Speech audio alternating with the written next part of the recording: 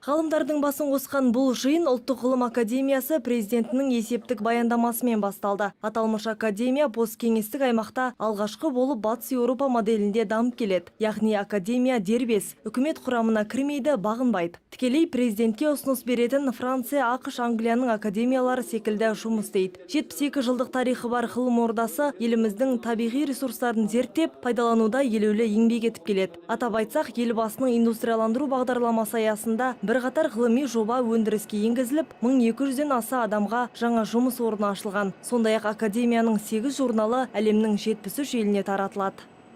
Мен ойлаймын, 5 жылдың ішінде академияның және президиумның атқарған жұмысы ауқымды.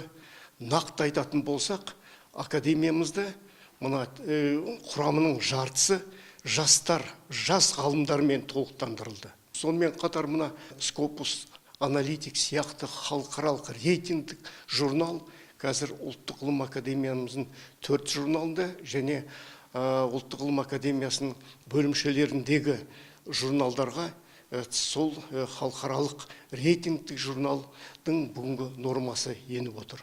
Өткен 5 жылдың жұмысы қорытындыланған соң академиктер мен корреспондент мүшелері жасырын дауыс беру арқылы Ұлттық ғылым академиясының жаңа президентін сайлады. Ғалымдар бір ауыздан мемлекеттік сыйлықтың лауреаты, химия ғылымдарының докторы профессор Мұрат Жұрыновты қайта таңдады. Айта кетейін, бір ай бұрын баспасөз беттерінде лауазымды қызметке сайлау туралы байқау жарияланғанымен басқа үміткерлерден өтініш түспеген. Осылайша ғалымдар академияны 15 жыл басқарған Жұрыновтың әрмен қарайда Қазақстан ғылымын дамытуға үлес қосатынына сенім білдірді.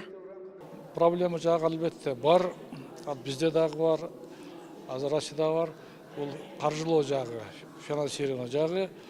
Азырлы Мұрат ағай айтып кетті, Қазақстанда ВВП-нің илимге бөлінген өлшемі 0,10-13 дейді. Бұл еч Европалық дүйнө сандыққа тура келбейді.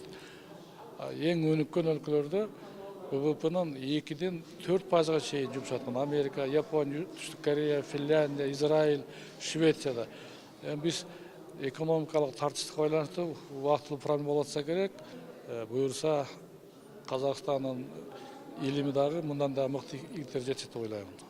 Отандық ғалымдарда қаржыландыру мәселесінің таяу арада шешілетінінен үмітті. Өйткені мемлекет басшысы ғылымды қаржыландыруды 2020 жылға дейін 2%-ға жеткізуді тапсырған болатын. Ал қайта сайланған Мұрат Жұрынов алдағы 5 жылда ғылымды экономика секторларымен өзара байланыстыруды күшейту сынды міндеттердің тұрғанын айтты.